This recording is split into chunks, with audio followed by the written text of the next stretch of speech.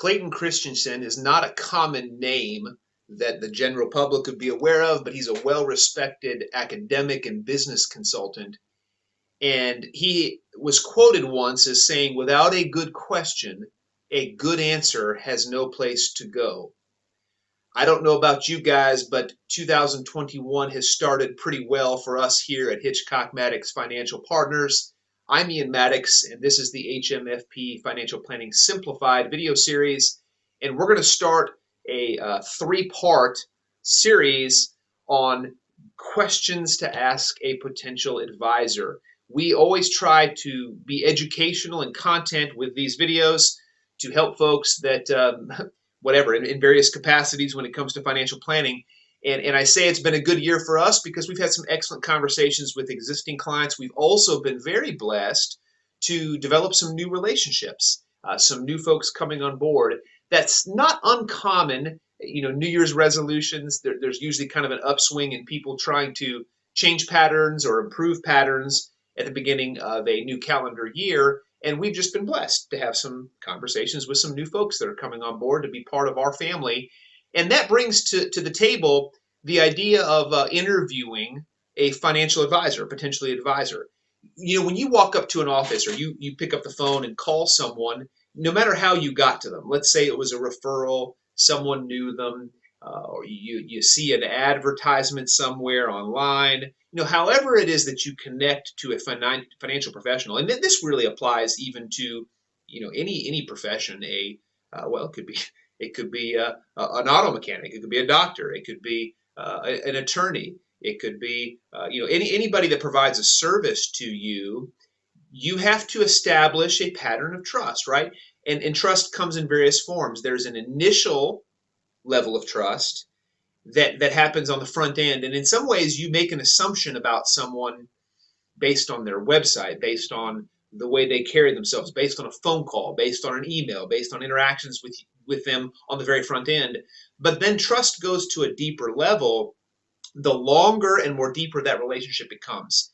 And so when it comes to financial advisors, financial planners, anybody that you might partner with, there's a pretty intimate level of trust that's required there when it comes down to your livelihood, right? Your financial assets. If we go way back in history, this would be like hiring someone to take care of your livestock or your farm or your vineyards or whatever it is, the things that ultimately provide for your sustainability in life, dollars and cents, investments, real estate, whatever they are. So when you are engaging a financial advisor, I think there's some core things that you should be aware of. Even if you've made assumptions of credibility, assumptions of skill, there is nothing wrong with asking good questions, right? There's probably a entire deep well of information that someone can provide to you about how they operate, but you've just got to know to ask the questions. And I think that anybody in this trade, financial planning, financial advisory, that isn't prepared to answer some of these questions, I'd say, hey, be careful. So these are things that we actually literally, I have a little cheat sheet here. I've got some highlights because I'm going to break this into three parts. But we actually provide this to folks when they come in and say, hey, ask these questions. If you haven't thought of questions to ask us these, and we're prepared to answer them. So let's break this into three segments.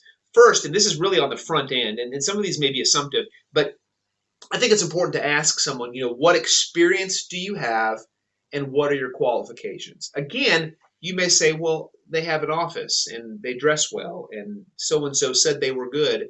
But I see no harm in asking that question anyways, to have them go through that process, to explain to them how long they've done this.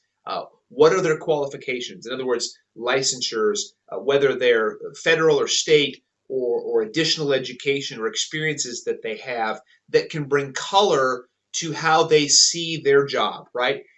What credibility they can bring to the table in terms of their skill set and their experience. You can have book knowledge, but there is nothing that compares with life experience. So if you can combine those two things, that's an excellent, excellent scenario when you're hiring somebody to help you guide your financial decisions, okay? So the other one is, what is your approach to planning? Okay, what does that mean? Well, there's a lot of different philosophies when it comes to financial advice or financial planning, wealth management on a very broad scale. So what you're asking here is an open-ended question, and you're going to be quiet. What is your financial planning, your wealth management philosophy, essentially? And just be quiet and let that person respond to you, and just listen.